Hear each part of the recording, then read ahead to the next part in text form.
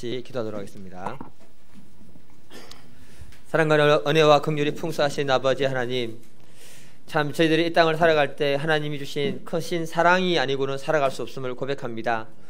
아버지 하나님, 주님이 우리를 위해 주신 그 크신 사랑 무엇으로 표현을 할지 모르겠습니다. 그 크신 십자가의 사랑을 아버지 하나님 오늘 증거하기를 원합니다. 아버지 하나님, 그 십자가의 사랑이 우리의 심령에 와닿게 도와주시고, 아버지 하나님이 우리를 위해서 주신 그 사랑이 무엇인지 깨달아서 이 세상을 넉넉히 이기는 믿음의 사람들로 살 수 있도록 도와주시옵소서. 사랑의 아버지 하나님, 당신이 우리를 위해 베풀어 주신 그 큰 사랑이 우리의 신앙의 기초가 되게 하시고, 이 십자가 사랑으로 말미암아 우리가 우리의 심령이 주님이 주신 사랑으로 풍성해지기를 간절히 기도드립니다. 아버지 하나님, 삶이 어려울지라도 주님이 우리를 도우십니다. 아버지 하나님, 주님이 우리를 승리케 하십니다. 주님이 우리를 사랑하시기 때문에 독생자를 내어주셨습니다. 독생자를 주신 하나님께서 우리를 위해서 더 좋은 것을 주실 줄 믿습니다. 아버지 하나님, 이런 사랑의 고백이 있게 하여 주시고 오늘 이 예배가 주님 만나는 예배가 되게 도와주시옵소서. 사랑의 아버지 하나님, 참 주님 앞에 찬양대가 섰습니다. 이 찬양대를 받아주시고 이 찬양을 통해서 아버지 하나님, 우리의 심령이 열려지게 하시고 또 우리의 삶 가운데 하나님의 축복이 흘러내려가게 도와주시옵소서. 주님께서 이 찬양 예배를 받아주실 줄 믿고 감사드리며 예수님의 이름으로 기도드리옵나이다. 아멘.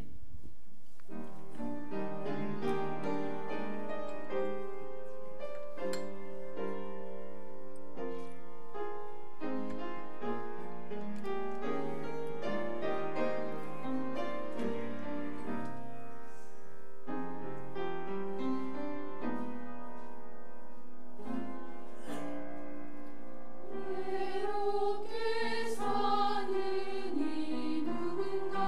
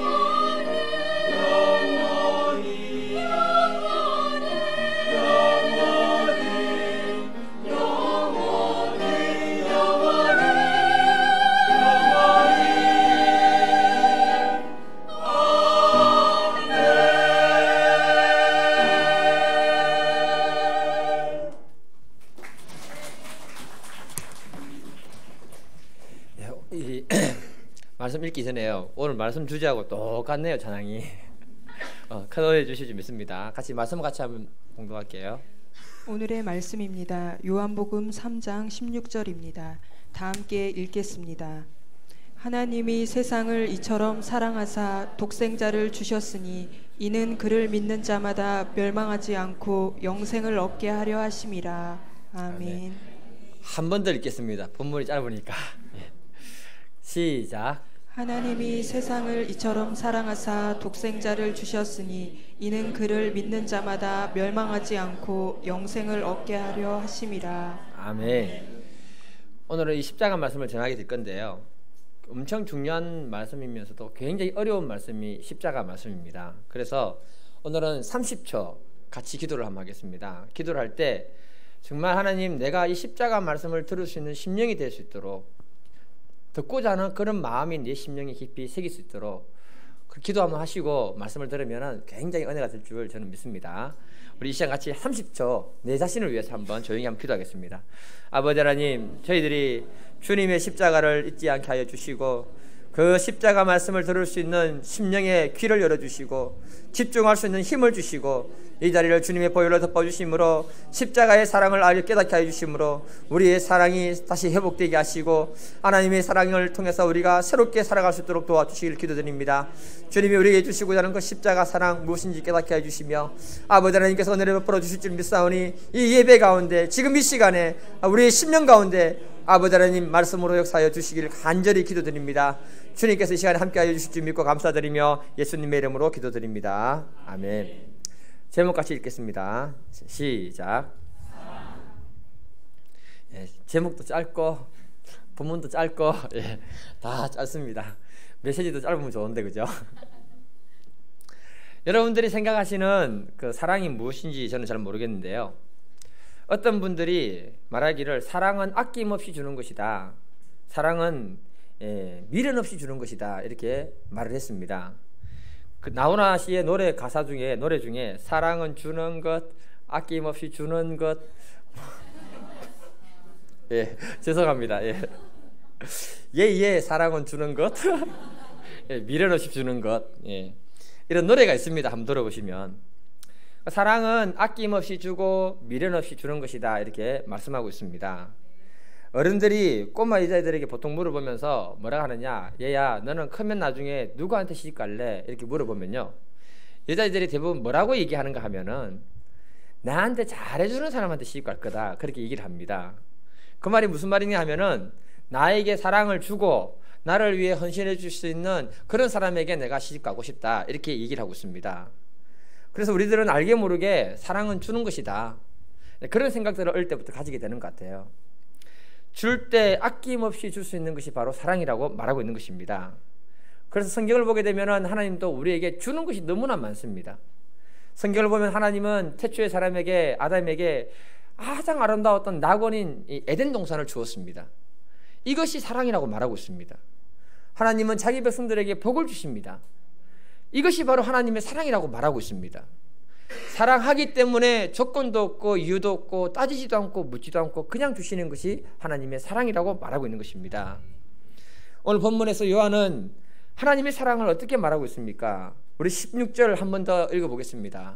시작. 하나님이 세상을 이처럼 사랑하사 독생자를 주셨으니 이는 그를 믿는 자마다 멸망하지 않고 영생을 얻게 하려 하심이라. 아멘. 하나님이 세상을 이처럼 사랑해서 독생자를 주셨다고 말씀합니다. 그러니까 하나님의 사랑은요, 자기 독생자를 세상에 보낼 만큼 우리를 사랑하신 분이 하나님이다, 이렇게 말씀하는 겁니다. 저희 말씀을 공동번역으로 보니까 하나님은 이 세상을 극진히 사랑하셔서 외아들을 보내주셨다, 이렇게 번역했습니다. 극진이라는 단어를 갖다가 국어사전을 찾아보니까 마음으로 대접을 할 때 정성스럽게 대접하는 것을 극진히라고 말했습니다. 그러니까 하나님이 우리를 사랑하는 그 사랑이 뭐냐면 이 세상을 극진하게 정성을 다해서 사랑하는 것이 하나님의 마음이라고 이렇게 말해주고 있는 것입니다. 이게 사랑이다. 로마서 5장 8절을 보게 되면 우리가 아직 죄인되었을 때에 그리스도께서 우리를 위하여 죽으심으로 하나님께서 우리에 대한 자기의 사랑을 확정하셨느니라, 이렇게 말씀합니다. 우리가 지인 되었을 때 예수님이 우리를 위해 자기의 목숨을 내어주셨다 이렇게 말씀합니다. 이것이야말로 하나님이 우리를 향한 그 사랑의 최고의 증점이다 이렇게 말하고 있는 것입니다. 사람에게 있어서요, 생명은 가장 귀한 것입니다. 그 귀한 생명을 내어주시기까지 사랑하신 분이 하나님이다 이렇게 말씀합니다. 2010년 3월에 천안함 피격 사건으로 인해서 젊은 군인 46명이 죽었습니다. 그 젊은 군인들이 죽었을 때 부모들이 오열을 했습니다. 이 나라를 위해서 자녀를 내어주는 것은 대단한 사랑입니다. 이런 군인들이 있기 때문에 우리가 안전하게 생활하게 되는 줄 믿습니다. 하지만 그 자녀를 잃어버린 그 부모의 마음, 그 가슴은 찢어졌다고 이렇게 말하고 있는 겁니다. 천안함 사건에서 죽은 자기 아들을 위해서 그 당시 67세였던 윤청자 씨가 청와대에 1억 원 성금을 기금으로 냅니다. 충남 부여의 한 시골에서 평생 농사만 짓던 분이었습니다. 돈도 없는 분인데 이분이 1억 원을 갖다가 청와대에 기금을 낸 것입니다. 자기 아들은 기급 군인이었는데 장가도 가지 못했던 그 아들이었습니다. 막내 아들이었다고 합니다. 가슴이 너무너무 아프니까 자기가 모은 전 재산 1억 원을 갖다가 나라에 기부하면서 부탁하기를 이 돈으로 국방부가 무기를 만드는 데 사용했으면 좋겠다. 다시는 이런 고귀한 생명들이 희생당하는 것을 보지 않았으면 좋겠다. 그렇게 하면서 자기 재산을 갖다가 기부했습니다. 아들의 죽음이 얼마나 가슴이 아프고 힘들었으면 이런 행동을 했을까요? 천안함 사건 이후로 1년이 지났을 때입니다. 임재엽 중사 어머니와 정봉구 병장의 어머니는 그 아들의 죽음이 너무너무 가슴이 아파서 대전에 있는 현충원을 1년 동안 계속 찾아가서 그 아들과 죽은 장병들의 모비를 마른 물수건으로 늘 닦아주고 이렇게 했다고 합니다. 이것이 바로 아들을 사랑하는 부모의 마음이요 어미의 마음인 줄 믿습니다. 이것처럼 하나님이 자기 아들을 우리를 위해 내어줄 때 그 하나님의 마음이 얼마나 힘들었을까 우리가 한번 상상해 볼 수 있습니다. 마태복음 27장 45절을 보게 되면 제60부터 제90까지 온 땅에 어둠이 가득했다고 성경은 말씀하고 있습니다. 무슨 말일까요, 여러분? 이 시간이 예수님이 십자가에 매달려서 고통당하고 힘들어하고 있던 그 시간이었습니다. 이 아들을 바라보는 하나님의 마음이 시커멓게 멍들었다고 이렇게 말하고 있는 것입니다. 그 아들이 죽었을 때 이런 사건이 터집니다. 마태복음 27장 50절 51절 같이 한번 읽어보겠습니다. 시작. 예수께서 다시 크게 소리 지르시고 영혼이 떠나가시니라. 이에 성소 휘장이 위로부터 아래까지 찢어져 둘이 되고 땅이 진동하며 바위가 터지고. 예수님이 돌아가실 때 성소의 휘장이 쫙 갈라졌다고 합니다. 땅이 진동하면서 바위가 터졌다고 합니다. 하나님은 그 아들 예수가 죽을 때 그 마음이 찢어지는 것을 성소의 휘장을 찢음으로 그 마음을 표현했고요. 그 아들 예수가 십자가에서 고통당하고 죽을 때 그 아픔과 고통을 땅을 진동하고요 바위를 터뜨리는 그런 아픔으로 표현했습니다. 하나님은 이런 아픔을 감수하면서까지 살아간 사람이 바로 저와 여러분들이라고 말씀하고 있습니다. 그래서 하나님은 이 세상을 극진히 사랑했다 이렇게 표현한 것입니다. 이 나라 이민족을 위해서 자기 생명을 내어준 그 젊은 군인들을 생각하면 감사하고 고마운 마음이 우리의 마음에 있습니다. 반면 자녀를 잃어버린 그 부모의 마음은 마음이 찢어지는 그 고통이 있다고 말하고 있는 것입니다. 여기서 우리는 동일하게 하늘 아버지의 마음을 알 수가 있습니다. 우리는 십자가 하면 우리를 위해 자기 생명을 내어준 예수님에 대해서 감사와 은혜가 가득해야 할 줄 믿습니다. 이런 감사, 이런 은혜 뒤에 말할 수 없는 하나님의 고통이 숨어있다 이렇게 말하고 있는 것입니다. 하나님이 이 세상을 이처럼 사랑하사 독생자를 주셨다는 것은 다른 것이 아닙니다. 정말 감당할 수 없는 아픔을 내가 안고서라도 우리를 사랑하고 우리를 구원하시기를 원했던 분이 하늘 아버지라고 말씀하는 것입니다. 이것이 최고의 사랑이고 십자가의 사랑이라고 말씀을 전하고 있습니다. 그 사랑이 우리 안에 있을 때 우리 심령이 은혜로 충만하게 될 줄 믿습니다. 사도 바울이 십자가 앞에 섰을 때 자기 마음을 이렇게 표현합니다. 갈라디아서 6장 14절 같이 읽겠습니다. 시작. 그러나 내게는 우리 주 예수 그리스도의 십자가 외에 결코 자랑할 것이 없으니 그리스도로 말미암아 세상이 나를 대하여 십자가에 못 박히고 내가 또한 세상을 대하여 그러하니라. 바울은 말합니다. 내가 십자가 위에는 자랑할 것이 없다. 이 말은 내가 십자가에서 가장 큰 사랑을 받은 사람입니다. 그 십자가를 생각할 때 나는 아무 할 말이 없다. 이제는 내가 십자가에 못 박히고 내가 그 사랑을 전하는 사람이 되었으면 좋겠다. 이렇게 말하고 있습니다. 사도 요한은 십자가를 생각하면서 이렇게 말합니다. 같이 읽겠습니다. 요한일서 4장 10절 시작. 사랑은 여기 있으니 우리가 하나님을 사랑한 것이 아니요 하나님이 우리를 사랑하사 우리 죄를 속하기 위하여 화목제물로 그 아들을 보내셨음이라.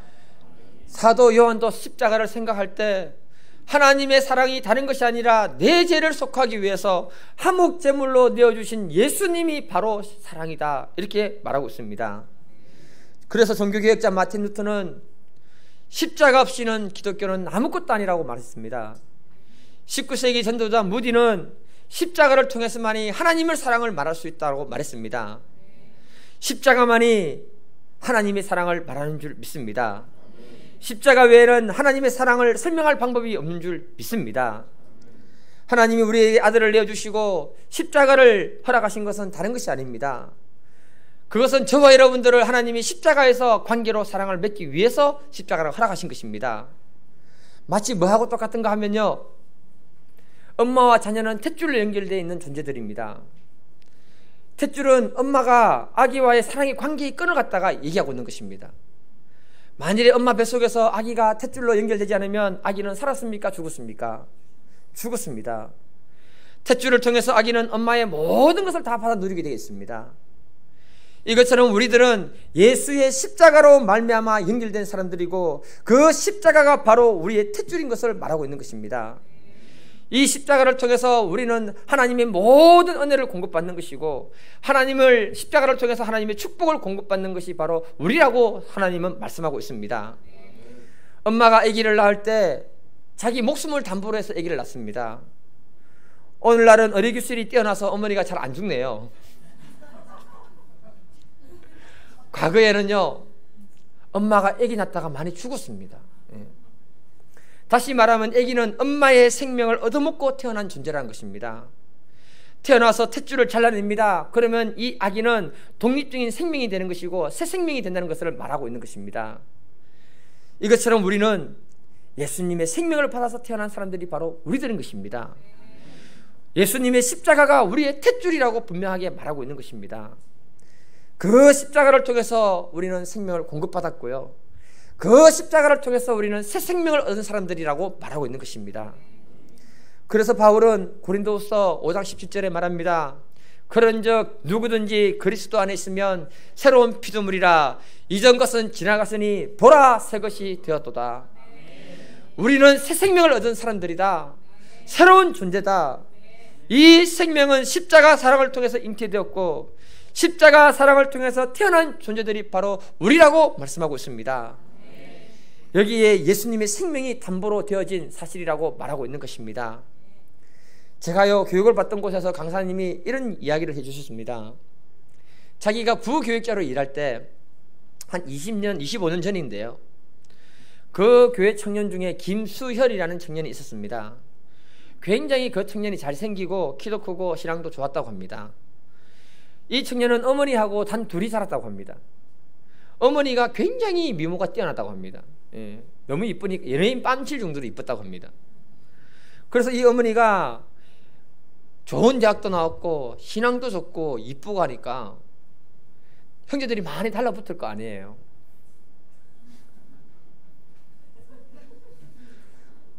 반응이 없네요. 그래서 믿음 있는 형제를 골라서 장가를 시집을 갔습니다. 그 형제 집안이 큰 요양소를 운영하고 있습니다. 그러니까 그 형제 집안이 돈이 있는 거죠. 결혼해서 아들 수연이를 낳았습니다. 그리고 행복하게 잘 살고 있는데 무슨 소문이 들리냐면은 남편이 어떤 여자하고 바람이 났다는 거예요. 그 소문의 진실 여부를 가릴 수가 없었습니다. 남편은 끝까지 아니라고 우기고 주변의 소문은 무성하고 하니까 그래서 그 어머니가 아들을 자기가 키우겠다는 조건으로 남편하고 이혼을 한 것입니다. 그리고는 이 아들을 의지해서 신앙생활을 같이 하고 아들을 잘 키웠습니다. 그런데 어느 날 여름 수양회를 준비하고 있을 때였습니다. 수양회 며칠을 앞두고 이 아들이 갑자기 사라져버린 거예요. 집에서도 모르고 교회에서도 모르고 친구들도 모르고 아들을 찾을 길이 없는 것입니다. 그런 가운데 수련회는 진행이 되고요. 수련회 도중에 목사님이 연락을 받았습니다. 어느 병원 영안실에 있다는 소문을 듣게 된 거예요. 그곳에 가보니까 이 수연이라는 청년이 누워있는 겁니다. 이유를 알고 보니까 수련회 준비를 위해서 그날 교회 와서 반주 연습을 열심히 하고 집으로 돌아갈 때 자전거를 타고 갔는데 그만 교통사고가 나버린 거예요. 병원으로 급히 이송을 했는데 그 당시 휴대폰이 있는 것도 아니고 연락처도 없고 아무것도 없으니까 연락할 방법이 없었던 것입니다. 이 아들이 이렇게 허무하게 죽어버린 거예요. 교회에 많은 청년들이 이구동성으로 하는 말이 뭐냐? 하나님 왜 하필이면 수연이입니까? 사람들이 전부 힘들을 때 했다고 합니다. 이 청년은 믿음도 좋았고요. 나중에 선교사로 살고자 하는 소원도 있었던 사람입니다. 이 친구 장례를 치를 때 어머니는 눈물 한 방울 보이지 않더랍니다. 아무런 표정이 없더랍니다. 그리고 장례식 이후에 교회를 약 3개월 이상을 나오질 않더랍니다. 사람들이 신방 가서 위로하고 도와주고도 했지만 아무도 만나려고 하지 않더랍니다. 그런데 3개월 만에 교회 청년들을 교회에 집으로 식사 초대를 한 거예요. 그리고는 그 청년들과 목사님에게 이런 말을 합니다. 3개월 동안 정말 너무 힘들어서 하나님께 하나님 왜 우리 아들입니까? 계속 이 질문만 했다고 합니다. 그리고 식사도 거의 하지 못하고 하나님 왜 우리 아들입니까? 이 질문을 계속 하고 있는데 어느 날 갑자기 선명한 하나님의 음성이 들리더랍니다. 뭐라고 하느냐? 그래 마음이 많이 아프지. 나도 내 아들이 십자가에 못 박힐 때 너무너무 가슴이 아팠다. 이렇게 말해주시는 거예요. 이 음성을 듣는데 잘못 들었는가 싶었는데 똑같은 음성을 다시 들려주시더랍니다. 그래 마음이 너무 힘들지. 나도 내 아들이 십자가에 못 박힐 때 너무너무 가슴이 아팠다. 그 음성을 들려주는데 자기도 모르게 십자가의 그 고통과 사랑이 무엇인지 깨달아지면서 통곡이 나오기 시작하더랍니다. 주님, 이 마음이 당신의 마음이었군요. 독생자를 우리를 위해 보내주시고 십자가에서 당신 아들이 죽을 때 이 마음이 당신의 마음이었군요. 그렇게 통곡을 몇 날 며칠을 했다고 합니다. 그리고는 하나님이 그 마음을 치유해 주시더랍니다. 그때 독생자 예수님을 우리에게 보내주신 그 십자가의 은혜와 사랑이 무엇인지를 깊이 깨닫는 계기가 됐다고 합니다. 그 간증을 해주면서 회복을 하게 되고요. 나중에 자기 아들을 이 선교사로 나가고 싶어 했었던 그 꿈을 쫓아서 중국 선교사로 나갔다고 말했습니다. 우리가 영상을 하나 보도록 하겠습니다. 영상을 하나 틀어주십시오. 앞에 불 좀 꺼주시고요.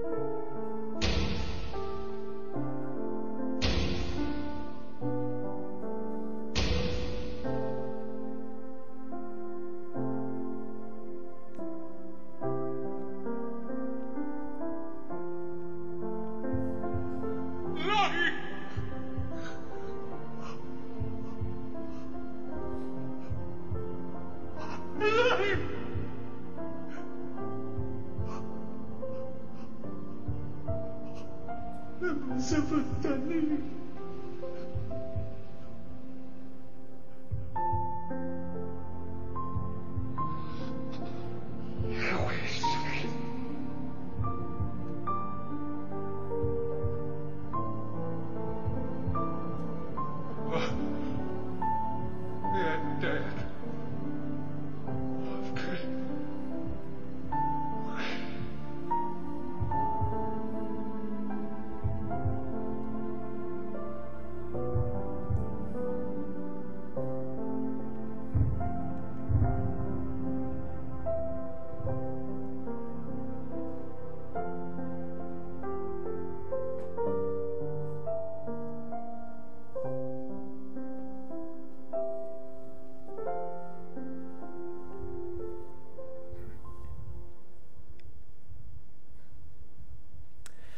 이사야 53장 4, 5절 그는 실로 우리의 질고를 지고 우리의 슬픔을 당하였거늘 우리는 생각하기를 그는 징벌을 받아 하나님께 맞으며 고난을 당한다 하였노라.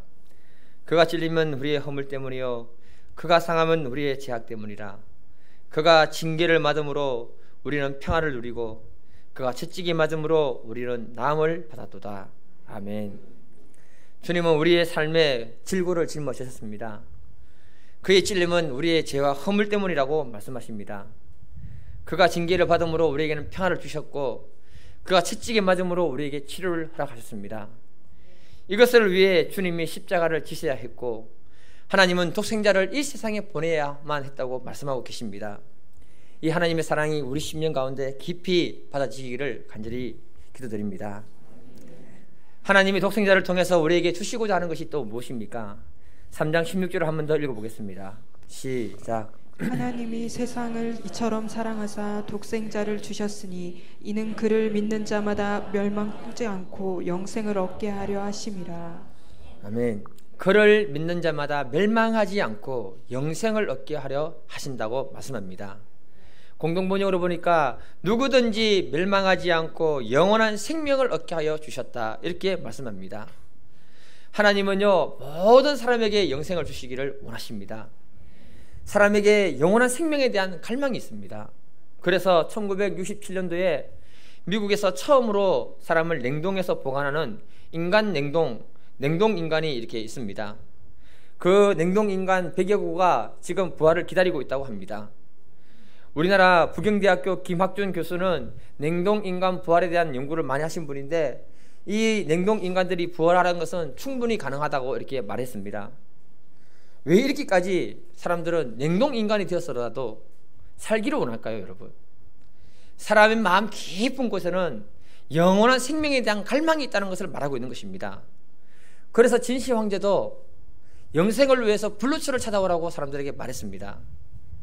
오늘 본문이 뭐라고 말하십니까? 누구든지 예수를 믿는 자마다 영생을 주신다고 하나님 말씀하십니다. 하나님은 사람들이 그렇게 갈망하는 영생을 독생자 예수를 통해서 주고 싶어하는 분이 바로 하나님이라고 말씀하십니다. 하나님은 아무도 멸망당하는 것을 원치 않는다고 말씀하십니다. 17절도 한번 읽어보겠습니다. 요한복음 3장 17절 시작. 하나님이 그 아들을 세상에 보내신 것은 세상을 심판하려 하심이 아니요 그로 말미암아 세상이 구원을 받게 하려 하심이라. 아멘. 하나님은 이 아들 예수 그리스도를 통해서 세상을 심판하는 것이 목적이 아니라고 분명하게 선포하고 계십니다. 그 아들 예수 그리스도를 통해서 생명과 영생을 얻을 수 있기를 간절히 기도드립니다. 우리는 하나님에 대한 오해가 많습니다. 심판하시는 하나님, 무서운 하나님, 이런 오해가 굉장히 많습니다. 그러나 하나님은 우리에게 끝까지 주고 싶은 것이 뭐냐? 최고의 사랑인 영원한 생명을 우리에게 주고 싶어하는 분이 하나님이라고 말씀하고 계십니다. 요한복음 10장 28절 내가 그들에게 영생을 주노니 영원히 멸망하지 아니할 것이요 또 그들을 내 손에서 뺏을 자가 없으리라. 하나님은 우리에게 영원한 생명을 주시기를 원할 뿐만 아니라 이 영원한 생명을 뺏어갈 자가 없도록 우리를 지키시고 보호하시는 분이십니다. 십자가의 두 강도가 예수님 옆에 매달렸습니다. 한 강도는 예수님을 조랑하면서 저주했습니다. 너가 어떻게 하나님의 아들이냐고 말했습니다. 그러나 다른 한 강도는 그 강도를 책망하면서 예수님은 죄가 없는 분이라고 하면서 주님께 부탁을 했습니다. 주님, 당신이 당신의 나라 갈 때 저를 불쌍히 여겨주셨어. 그때 주님이 이렇게 말합니다. 누가복음 23장 43절 예수께서 이르시되 내가 진실로 내게 이르노니 오늘 내가 너와 함께 낙원에 있으리라. 강도로 살면서 평생 나쁜 짓 하고 살았는데 마지막 순간에 예수님께 도움을 구할 때 주님이 그 도움을 외면치 않았다고 말씀하고 계십니다. 마지막 순간까지도 영원한 생명을 구하는 자들에게 하나님은 영생을 주신다고 말씀하고 계십니다. 이것이 바로 하나님의 마음이요 하나님의 사랑이라고 말하고 있습니다.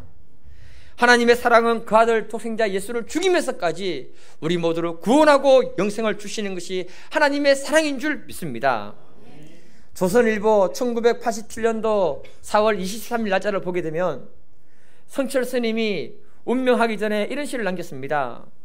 그 시의 일부를 보게 되면 석가는 원래 큰 도둑이요 달마는 작은 도둑이다. 서천을 속이고 동토에 기만하였네. 도적이여 도적이여 이 한없이 어리석은 남녀를 속이고 눈을 뜨고 당당하게 지옥으로 들어가네. 여러분, 사람은 죽기 전에 영안이 열려서 자기가 어디 가는지 보게 됩니다. 성철 스님이 운명하기 전에 이 시를 김당이라는 기자가 취재해서 이 기록해서 전달했습니다.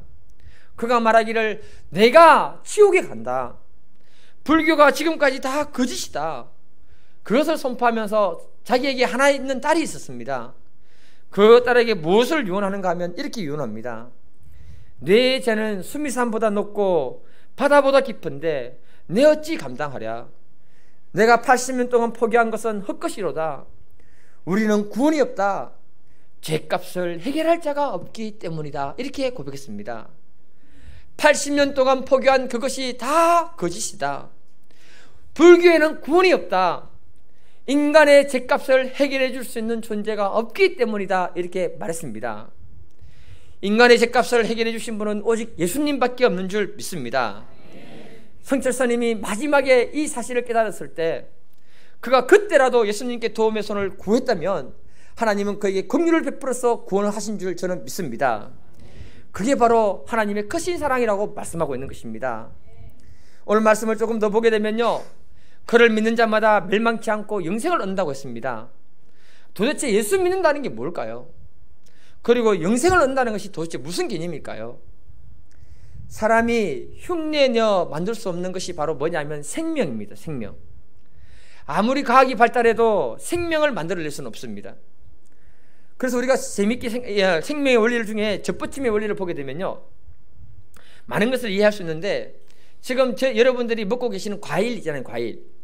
그 과일의 대부분은 접붙임을 통해서 나온 것들이 그 과일들입니다. 왜냐하면 접붙임을 하지 않고 키우게 되면은 이 연수가 있기 때문에 그 연수까지 키워야 되는 시간이 많이 걸리고요. 또 병충해에 약하기 때문에 대부분 접붙임을 해서 빨리 열매를 만들어내는 것이 오늘날 방법입니다. 이렇게 접붙임할 때 서로 다른 나무지만 종만 같으면 됩니다. 떨감나무에 단감나무를 딱 접붙이면 단감나무 열매가 맺히게 되는 것입니다. 여러분, 이와 같이 사람도 접붙임한다는 사실을 아십니까, 여러분? 그게 뭔 줄 아십니까? 다른 사람의 장기를 내 몸에 이식하는 것이 바로 접붙이는 것하고 똑같은 개념입니다.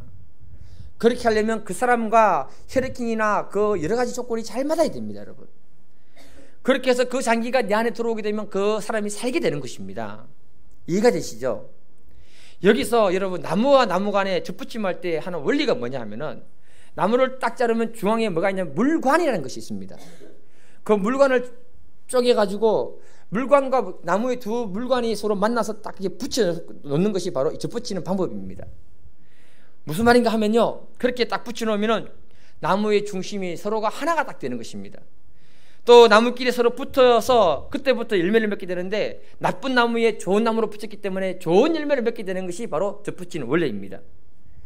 이것처럼 예수님이 우리에게 영생을 주신다는 그 개념이 뭐냐 하면요, 우리가 예수님을 믿음으로 받아들일 때 예수님이 우리에게 영원한 생명으로 접붙임되는 믿음의 역사가 일어난다고 말해주고 있는 것입니다.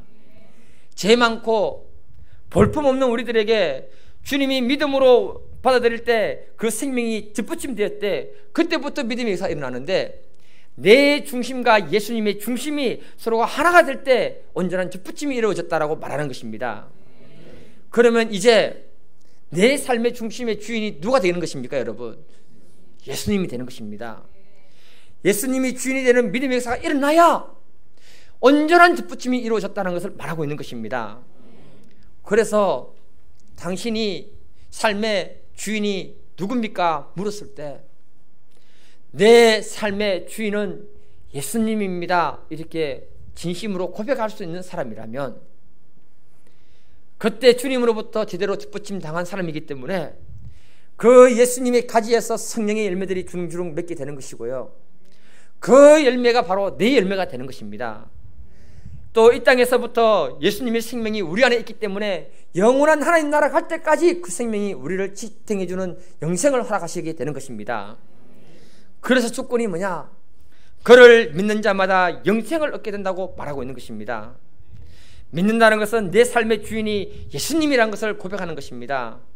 내 중심이 예수님의 중심과 일치가 될 때 이것이 믿음입니다. 그러면 주님이 우리에게 영생을 주실 뿐만 아니라 우리에게 하나님의 풍성한 것들로 허락하시는 줄 믿습니다. 저는 이 자리에 계신 모든 분들이 삶의 주인이 예수님이 되기를 축복해 드립니다. 주님이 세상을 사랑하시되 극진히 사랑하셨습니다. 하나님이 우리를 사랑하시기 때문에 독생자 예수님을 우리에게 내어주셨습니다. 하나님이 우리를 사랑하시기 때문에 아무런 조건도 없이 우리에게 생명을 주실 뿐만 아니라 영생을 주실 줄 저는 확신합니다. 오늘 이 자리에 계신 모든 분들이 주님이 주시는 그 영생으로 살아갈 수 있기를 간절히 기도드립니다. 그러면 하나님이 우리의 삶 가운데 놀라운 열매들을 많이 허락하여 주실 줄 믿습니다. 이 시간 우리 같이 한번 기도하겠습니다.